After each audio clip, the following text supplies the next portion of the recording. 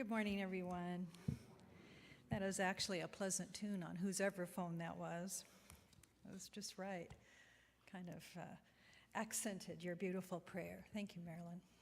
I really felt that you were taking us into the teaching as we've been traveling at these past few weeks. So thank you. Well, good morning.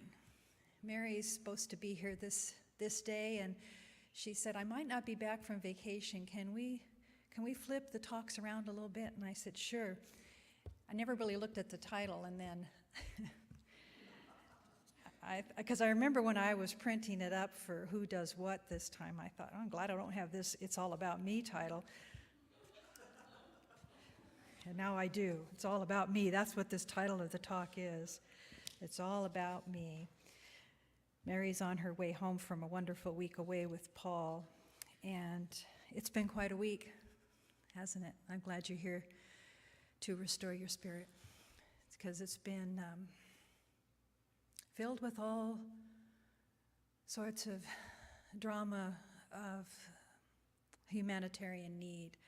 And one thing I want to say before I get lost in the talk here is I printed out a handout for you to look at from Dr. Ken Gordon, the leader of our Centers for Spiritual Living, and he offers you an opportunity to help support financial good to the centers in Houston, the Centers for Spiritual Living there. And it's nice because sometimes we want to give to organizations, but we hold back a little bit, not quite trusting, will it really get there? And his letter is real beautiful, and it's a wonderful website to visit. But also, before I went to bed last night, Charlie read me an email from Diane Brown, who lives in Weaverville, and was a longtime member here and moved to Weaverville, and she asks for your prayers for that fire. It's just right at the ridge of her home, and she said, please send your prayers and your miracles our way. So I thought, that's that we can do for our people there. So, yeah, a lot going on. So why is the talk something seems so shallow? It's all about me. And let me tell you, it really is all about you in such a way that we don't make a difference in the world until we start to really begin that deep polishing of the inner self. And I ran across this cute cartoon that said, a couple kind of debating with each other, it's not you, honey, it's me, and how annoyed I am with you. I just thought, well, yeah, that's one way to clear the air and get it right out there. It's all about me. But the other sharing I wanted to do starts with one of my favorite authors, Leonard Jacobson, and he talks about embracing the present. But listen to this, because it'll lead you into your own heart as well as into the hearts of the others. Who am I? The question can be answered at many levels. At the level of being, I am pure consciousness. I am silent presence. I am love itself. But at the level of mind, I am so much more. I am greedy, needy, competitive, judgmental, critical. I am angry, I am hurt. I am addicted to peanuts and chocolate and TV, and having the toilet paper unfold from the top rather than from the bottom of the roll. I do not acknowledge others. I want to put others down. I feel unwanted, unloved, abandoned. Who am I? I feel criticized, judged. I feel separate and alone. I feel that I'm not good enough. No one cares about me. I want everything my own way. I want people to like me. I'm nice even when I'm full of rage. I'm afraid of intimacy. I keep others at a distance. I'm not as good as others. I carry wounds within me from the past. I feel guilty. I'm full of regret. I'm anxious about the future. I'm afraid of snakes and spiders. I don't trust others. I'm suspicious. I'm controlling. I'm manipulative. I'm stubborn. I'm full of judgment. I feel superior. I'm opinionated. I'm jealous and insecure. I want to be right all the time. I'm afraid of failure. I want to be noticed. I want to be admired. I want to be the best. I feel inferior. I am angry. I am bitter. I blame others for my unhappiness. I'm full of rage. I have expectations of others. I'm full of resentment. I feel stuck. I feel empty. I am rejecting. I am vain. I am mean. I am ungrateful. I use others. I am arrogant. I repress my feelings. I am sometimes dishonest. I don't ask for what I want, and then I get angry when I don't get what I want. I'm always seeking an advantage for myself. Do not think for a moment that I'm talking about me. I'm describing each and every one of us at the level of the mind or ego. Until you are willing to own that, this is where you are at the level of mind. Then you will never be able to awaken out of the mind. You will never come to know the truth of who you are at that level of being. The truth will set you free. Own who you are at the level of the mind. Identify it, express it, confess it. There's no shame, guilt, or judgment, only truth. And the truth will set you free. So did any of those descriptions kind of make you go, ooh, that me? That is the mind. It's the nature of the mind, isn't it? To dialogue with us in such a way to reinforce moments of insecurity and also claim the moments of feeling good about what we're doing. And so the talks this month come from the idea of service and compassion out in our communities and out into the world. And in one of the expressions written in the website, it was saying to explore how the teaching works in our working life. By serving, we are served personally. By serving others, we change the world. Ultimately, by being responsible for our own consciousness, it really is all about me. So the reading was pointing to that. Damien read it so beautifully. And you want to recognize that by serving yourself, you are qualified thereby to serve others. And another thing that happened this week was the passing of Louise Hay.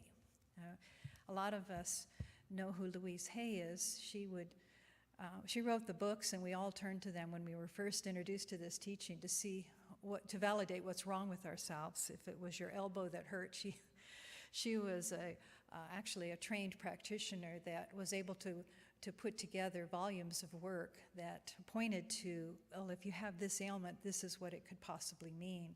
And we would build our understanding of ourselves out of her wisdom. And she did more than that. She created a powerful publishing company throughout her career, and she helped a lot of people step forward and be prominent speakers and authors of New Thought philosophy. And one of the things that she was often known to say is, honor the entirety of your journey. Don't wish any of it away. Use it for the betterment of the world. And she was one that really practiced what she preached.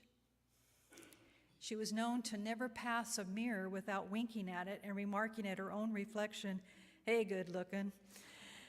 Her simple mirror work revolutionized an entire generation in looking at their reflections with veritable care and beginning the steps towards wholehearted self-loving. Now, what a simple practice that is. Hey there, good looking.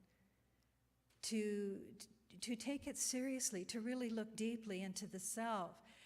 And what I appreciated about this understanding, about this philosophy, is we sometimes get a little bit timid about feeling good about ourselves. And it's important to understand that, to really fully recognize what it means. I am the divine self, and I am this self, this personality, this ego that has developed through experiences given to me through my name and through my life experience, through my parents. So we are that too. So there's this time that sometimes we get in this duality with that. And William Starkey is an author who wrote It's All About God. It's All God, he wrote. And he was a devoted student of Joel Goldsmith. But in his writing, I love how he placed the idea of looking at a cup. When you look at the outside of that cup, that could be reference to our ego, the outside, the shell of the outside.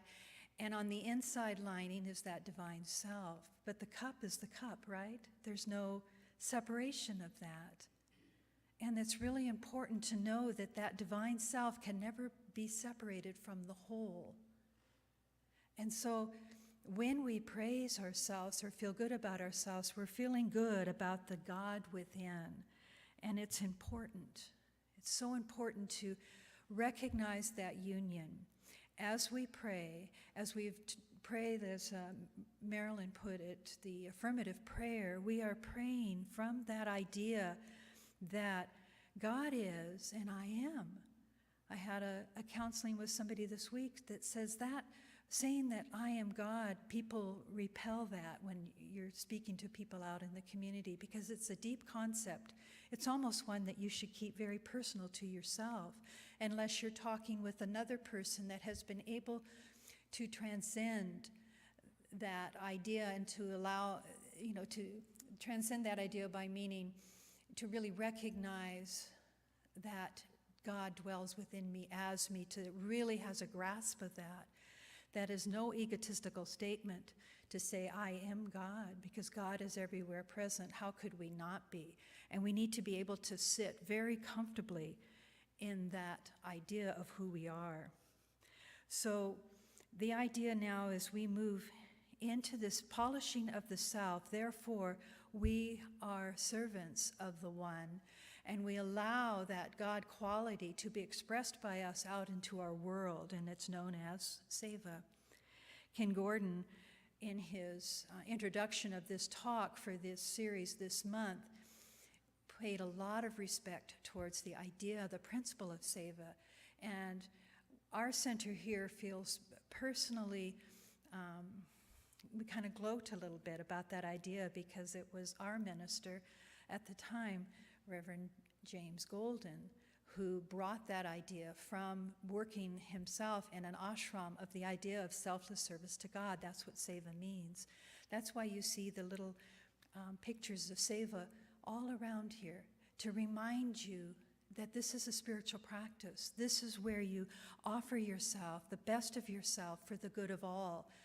And when you allow your actions to be from that place of pure Seva, you cannot, as Ken Gordon says, outgive God. It's about service, selfless service. And the more that you volunteer of yourself, the more abundant time you will experience in your own world. You'll have this feeling of productivity and a connection deeper and deeper with your own deep self. So the idea is to find ways where you can give of yourself where your good is received. So where are you experiencing good? And in our center, we express this invitation for you to experience your good here and allow you the opportunity to give back into the community. And it helps support our ministry and takes our teaching to the walls beyond here. So look at that and see in your way, how can you act lovingly in the world and serve from that place? How can you polish yourself in order to serve from the self? It has to begin with you. If you are fully present, you cannot harm another. So I want to share a little bit deeper about some of the philosophies of William Starkey, because he shares from a place of great depth and understanding. And he talks about this transformation, this merging of the self with the true self. So I'm flipping my notes because I'm flipping my talks around here a little bit. He calls it the metaphysical leap, and I love that term. He said, allow your priorities to shift, and then the invisible becomes as real or more real to us than that which is visible. Because the qualities of spirit and the divine, the qualities of God, are sometimes the intangible, that which we call love, that which we call spirit. In whichever language you use, you call your God, God, or spirit, or the Great One. But oftentimes we do fall into a way of denying how deep this divinity runs through us. And so here, reflecting on that statement, when we hear someone make a statement such as, "So it is that we are insignificant, you and I, who of ourselves are really nothing, can become the source through which the infinite flows." We have to watch out. At first, the statement sounds okay, but if we're not careful, we automatically buy into limitation and think of ourselves primarily as insignificant beings, rather as beings made in the image of God. So watch your language, because every thought has an energy, has an impact behind it, has a way of wanting to demonstrate itself into your experience. It is done unto you as you believe. That is a thread through all philosophies, and it's really important when you're trying to recognize that divinity, that source within you. So we may at times confuse ourselves with our ego.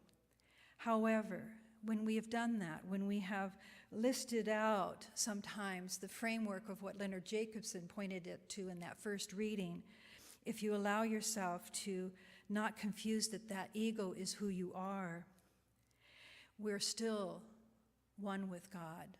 We're still a child of the one. Confusion is temporary, Starkey says, but our reality is eternal.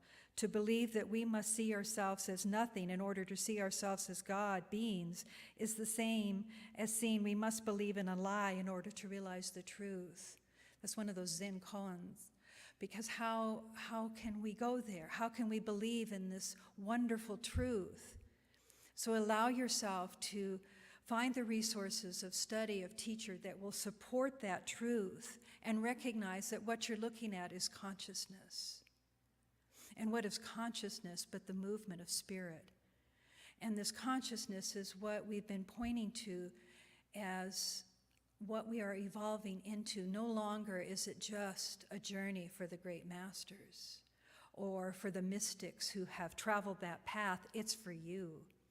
It's for you to wake up and recognize that your thought is energy and that you must learn to live with that energy, with that spirit of truth within yourself.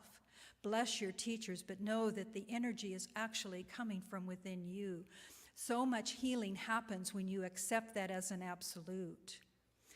Starkey had an experience when he was in Sri Lanka. He was always suffered from severe migraines, and he did all sorts of medical treatment for it, and he did prayer work, he went to healers, but nothing was allowing these migraines to have, he was never free of them until he went to Sri Lanka and had an experience with a wise teacher, but he really got it then, that the truth was from within him.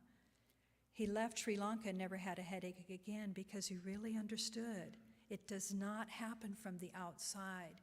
You are the giver out into the world. It must flow from you. You must allow this love to saturate your actions so you can see why it is all about you. You allow your work out in the world to be saturated with this divinity. It is the consciousness of movement, of spirit and energy. And you allow yourself to bless and flow this energy out into every being and into yourself at the same time. You're allowing it to saturate. The higher consciousness or inner self and the outer self are never separate. Again, reflecting back on the cup, on the inside and the outside, it's never separate. It's always one. The kingdom of my higher self, the guidance, anything that happens on a material level is also happening on an inner, deep spiritual level. His words, my higher self, fulfill for me all my daily needs, body, mind, and spirit. Release me when I have not listened to my higher self, as I release others who are not listening to theirs. Does this sound familiar? Because this is his take on the Lord's Prayer. The kingdom of my higher self come. Its guidance be done to me at the outer level as well as at the inner spiritual level. Fulfill my daily needs, body, mind, and spirit. Release me when I have not listened to my higher self, As I release others, here's where our opportunity is to serve the world. Let us release those who are not listening deeply, deeply to their true inner self. Lead me not into the temptation of believing my lower self is all that there is. Deliver me from the evil of believing I am not already one. For this realization of my higher self is the true heaven, the only power and the glory of all being. Wow.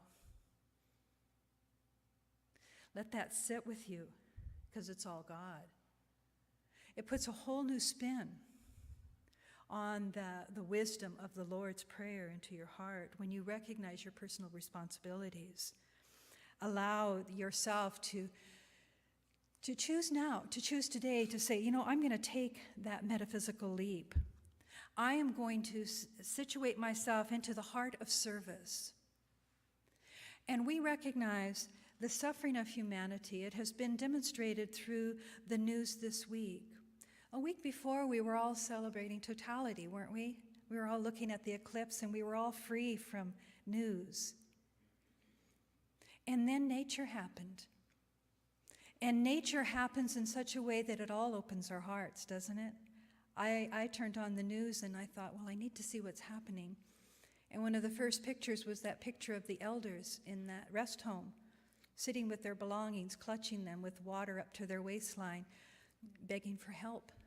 And a cat over on the side. The cat got me too. Elders and the cat. And I'm watching other photos. That one, my sobs started out loud. I thought, oh my God, what a nightmare. What an event. And I continued to make myself turn on the news and watch the photos and watch the amount of energy and wholeheartedness that the people of our country and of Mexico were stepping in and saying, here, take these gifts, help these people. We're all one here. And it was such a testimony of what's real when it gets down to it. We get politics out of the way and we look at nature and we look at humanity and we're there for each other, aren't we? And so the ways that we can do this, continuing to do this, is where can we share our good? Where do we have a little bit more and able to give to the others? Ernest Holmes said, it is quite a burden lifted when we realize that we do not have to move the world. It's going to move anyway. The realization does not lessen our duty or social obligation. It clarifies it. It clarifies it. All these experiences that are happening right now are clarifying what's really true, what's really important. Love is taking care of the animals, taking care of the elders, taking care of one another, taking care of the underprivileged, reaching out, reaching through, and offering the highest of yourself, the polished part of yourself. Yes, you are worthy to give. And the more you can serve from that place, all of the insecurities begin to wash away. They're so unimportant. They're so minuscule in comparison to what you can offer out and to help the world suffering. Ernest Holmes finishes that statement by saying it enables us to do joyously, and we are free from the morbidity, that which we should do in social states. It is the heart of service to humanity. Give where you get your good and share that good with the world around you. Listen to the cries of the world. At the next service, I'll be talking more about what does that mean from the Kuan Yin perspective, from the Buddhist perspective. And there's some important tools for you to take with you. So if you can't stay for the service, I invite you to check it out on the YouTube site just to see how much more can I know, how much more can I learn, because I recognize it begins with me. It doesn't begin with my fellow man. It will not change because they change. It is only going to change because I am an instrument of that peace. We become a society that cares by starting with working on ourselves to be able to offer compassion and peace out into our world. The Ravi Shankar says this about seva, about selfless service. If you're not having good experiences in meditations, then do more seva. You will gain merit and your meditations will be deeper. When you bring some relief or freedom to someone through seva, good vibrations and blessings come to you. So whenever we're in a small place of feeling tormented by our own mind, feeling small, feeling depressed, feeling even suicidal, look out, look beyond that part of your suffering to know, to reach out to one of us here if you're feeling those low realms of vibration, to know that we will hold you in a place of love and light, and then go out and act, serve, reach out and touch, offer yourself into the world in such a way that you make a difference, that you bring a smile. I was, again, looking at some of the film strips, so taken by the people on the boats, little children and little duck inner tubes and little swimmies on, and it was a frightening experience, yet everybody was getting out with smiles. Did you notice that? The tears started later. They were in shock and they were stunned, but there were so many smiles of appreciation for humanity, and that's what seva is. There is another beautiful quote that compassion, this is what we're seeing for the world. Compassion is the feeling of love. Seva is the act of love. Take that thought with you and allow yourself to meditate on that deep truth. Allow your meditations to be deeper and more quiet. And what is meditation? That is for you to find your way. Just simply sit. You can stare out at the window, you can stare at a bird, you can look at a fish aquarium, you can close your eyes, you can look at a wall, you can look at a reading and just keep saying it over and over again. But find your way in meditation and allow it to bring you to a place of deep stillness, beyond the words of the mind that was just going to go on and do that. I remember when I was growing up and I was just a teenager, I'd sat in front of the vanity and I went through myself.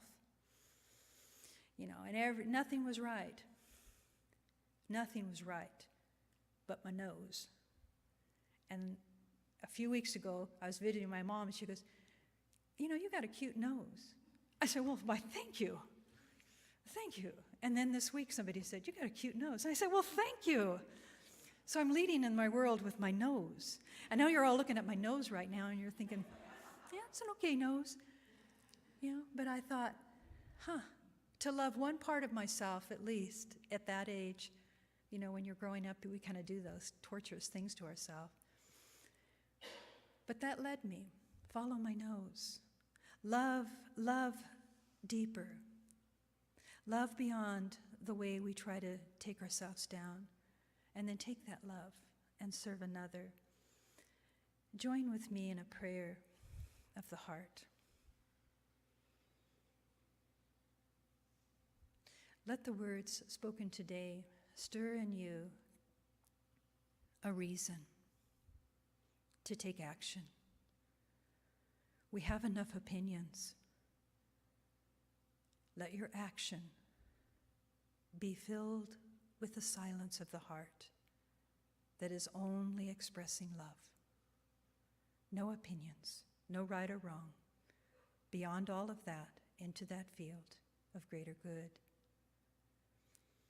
And as we breathe and as we allow ourselves to draw to our deep center, we welcome ourselves home to the beloved, into the arms of the beloved. We are held in this field of absolute, of compassion, of love, of truth, of sincerity.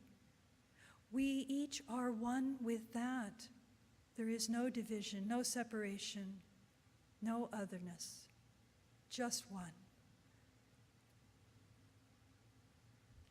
Feel it. Let your whole body soften. Let your whole self lean in to the one. and feel at home. Be inspired here.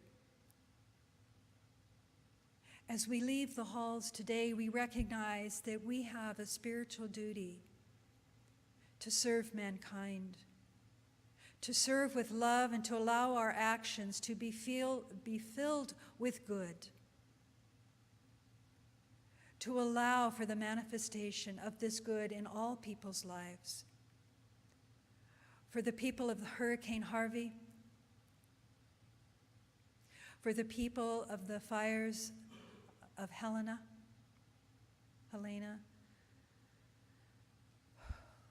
for our own families, for our own well-being. We sit in a place of truth and we see with clarity, we see with purity of intention, we see with our hearts, we see and hear the cries of the world, we hear and see the cries of our own heart, and we offer it to the One. And as we allow our hearts to open and to be touched by the grace of the One, we move forward now intuitively listening to the call of action. And we follow the call of our heart. No longer are we separate. We are one with this truth.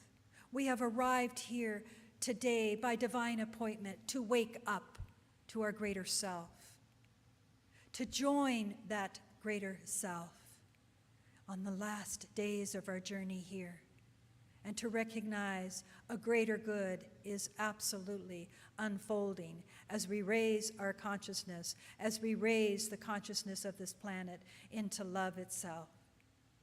Thank you, God, for filling this room with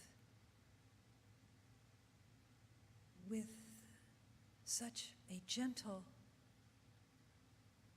reception of truth.